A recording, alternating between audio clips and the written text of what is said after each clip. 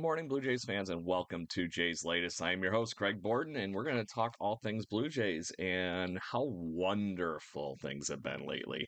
In case you hadn't noticed, that was a little sarcastic because the Blue Jays are currently on a three-game losing streak and heading in the wrong direction after all the wonderful good things that they were doing to begin this season. It's been a rough day for hitting. It's been a rough day for driving in runs. Pick a problem on the offensive side. But for the most part, the pitching has been good outside of one inning last night, two innings from Easton Lucas. And so it's been an interesting last 3 days for the Blue Jays, and I'm still very curious of what this team can do when you're looking at what this is for the, like I said, winning streak, losing streak, pick a direction for whichever things are going on with this team, because the Toronto Blue Jays are, like I said, just kind of dancing around the 500 line right now. They're currently one game above at 12-11, which their current competitors are exactly 500 with 11-11 for the Houston Astros. And it was an interesting night in Houston to say the least, because it was just crazy. The Blue Jays end up getting slammed, but it was all because of basically one bad inning. But we're going to get to that in just one moment because we got to call out the losing streak here just a little bit. So the last three games that the Blue Jays have lost, they have been outscored 7-0, 8-3, 8-4. So they are currently getting outscored over the last three games 23-7. Let that sink in for just a moment because that's how rough these last three games have been. So in the midst of a losing streak, you wonder, okay, great. You scored 7 runs. Okay, well, that maybe if that certain those pitching things didn't happen, like I just mentioned, you got something going on. But it gets a little more telling when you look at certain things in those three games because everybody's well aware that the Blue Jays have been hitting until last night. They are ranked near the top 10 in Toronto or in baseball in hits. Just let that part sink in. Hits. And it's been very rough even on that avenue over the last few weeks. And we were number 2 or number 3. It's going in the wrong direction because we got some guys that just haven't been able to muster lately.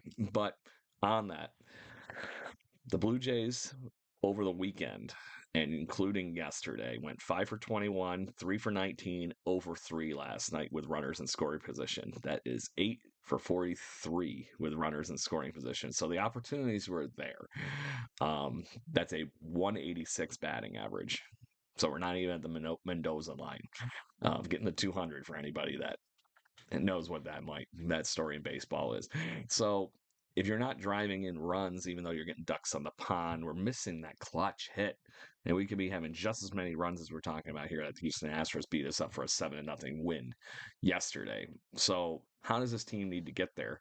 And what do we need to do? And right now, maybe just not run into some good pitching like we ran into last night, because not only was the starter Hunter Brown looking incredible through 7 innings yesterday, he struck out 9 Blue Jays, and it is what it is at the end of the day. But maybe that's part of the problem. Maybe something else is going on where it seems like the small ball stuff lately has kind of puttered out over the last weekend here. So maybe they need to get back to the basics a little bit, get back to the things that were helping them wins. This was a team that was sitting in first place with a 5-game above 500, 6 games or so. And all of a sudden, like I said, the hamster's falling off the wheel here just a bit. And they can't seem to just close on that. They also, if you want to look further into the statistics on the offensive side, it's not just the runners in scoring position. They are near the bottom of the league in home runs. They have 12. They have only 86 runs scored collectively as a team, which puts them in the bottom third of the Major League Baseball stats too. A lot of the offensive categories outside of hits, the Blue Jays are hurting. So the offense needs to find a way to squeeze a little bit more juice out of the oranges here and be able to get moving. So let's talk last night, because basically the summary of last night is the 5th inning didn't happen. Maybe this is a close game.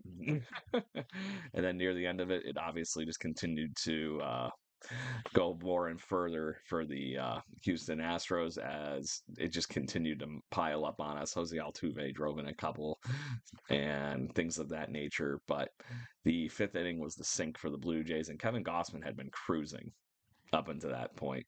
Through 96 pitches last night, all four of the earned runs were scored against him in that inning.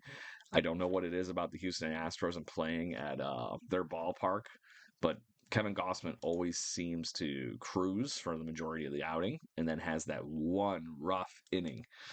And I don't get it. I really don't, because there's been a few games where he started off the game and got mashed and then settled in. There's games like this where he has one bad inning in Houston and just unfortunately comes up with the loss at the end of the night, but it is what it is. Blue Jays threw out new signee Josh Walker out on the mound and more or less just to close it out, and took 2 innings, three earned runs again with one walk and three strikeouts and 4 hits. All right, great. They needed an arm, bring him in. I know it was because of Easton Lucas not getting through too many innings the other night, but just being able to right the ship. Paxton Schultz kind of saved the team last night and ate up 4 innings. It is what it is, but the Blue Jays only getting 2 hits yesterday. Struck out 11 times because Hunter Brown, like I said, was cruising. Very good outing for him. It's like I said, so I can't blame it completely on the offense because I think they got the prime A game from youngster Hunter Brown on the Astros.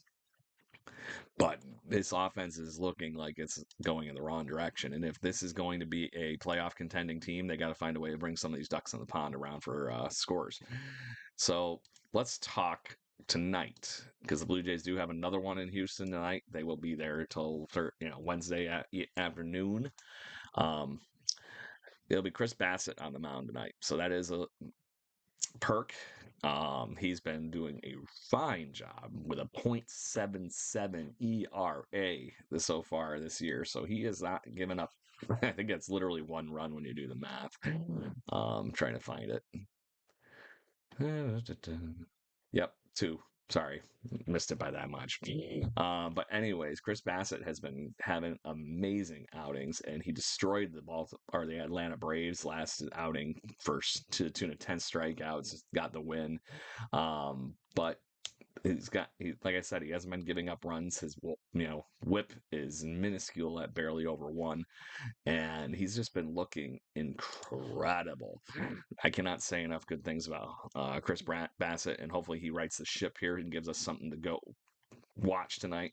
He will be facing the 31-year-old righty Ronel Blanco for the Houston Astros, who is not having a bad season so far. But I'm hoping that somebody the Blue Jays can tag up a little bit. He's got a 6.48 ERA. He's a better pitcher than that so far. This season, not so much. Hopefully, the Blue Jays can figure out what the St. Louis Cardinals and Los Angeles Angels and the Minnesota Twins have done to him, because the Minnesota Twins 3 starts ago didn't even let him out of the second inning. The Blue Jays offense could take advantage of somebody like Blanco that hasn't figured out what to do yet so far this season. He has been consistently a decent pitcher his whole career, so I'm only phoning that in so much. This is a guy that threw 167 innings last year and only had a 2.8 ERA. So hopefully the Blue Jays can tag him up and get some runs on the board, because right now the runs on the board are the key. With a 12-1 record right now, and like I said, just above 500, the Blue Jays currently have 86 runs this season. They've scored 86. They've allowed 96, so their run differential is actually -10. I know that's real hard math, but anyways, their expected record with that kind of a run differential, and this is wonderful fun with baseball stats and all that kind of good stuff, is actually a 10-3 record, not a 12-11 record. 10-13. Yeah, 10-3. That'd be an amazing record. So, anyways, that's the key to the game. I think the Blue Jays got to find a way to get some of those hits that they had been hitting outside of last night. and get things moving again for the offense. Because if they score some runs, this is actually not a bad deal. Because the pitching has been great. Like I said, that run differential at -10 is actually very telling for how good this Blue Jays team has been on the pitching side of the ball to be able to win as many games as they have. So that's the other fun one. You can't read too far into the stats. So, anyways, Blue Jays fans, thank you very much for tuning in. And make sure you hit those like, share, subscribe buttons so we can have more fun chit chatting and whatnot. Make sure you tune in tomorrow night to my other podcast.